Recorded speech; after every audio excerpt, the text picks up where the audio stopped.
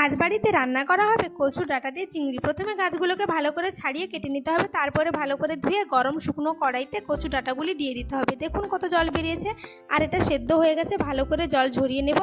এরপরে লবণ হলুদ দিয়ে চিংড়ি মাছগুলোকে ভেজে নেব। কড়াইতে আরেকটু তেল দিয়ে শুকনো লঙ্কা, তেজপাতা, কালো জিরে ফোড়ন দিয়ে পেঁয়াজ কুচি, জিরে বাটা দিয়ে কষিয়ে নেব। চাইলে আপনারা রসুন বাটাও দিতে পারেন। এরপরে চিংড়ি মাছ দিয়ে জল ঝরানো কচুর ডাঁটা দিয়ে এতে নুন ও কাঁচা লঙ্কা চেরা দিয়ে 10 থেকে 15 মিনিট কষালেই জল শুকিয়ে নিলেই রেডি চিংড়ি মাছ দিয়ে কচুর ডাঁটা। এই রান্না গরম ভাতের সাথে খেলে আর কিছু চাই না। আমাদের বাড়িতে তো এটা রান্না করা হয়।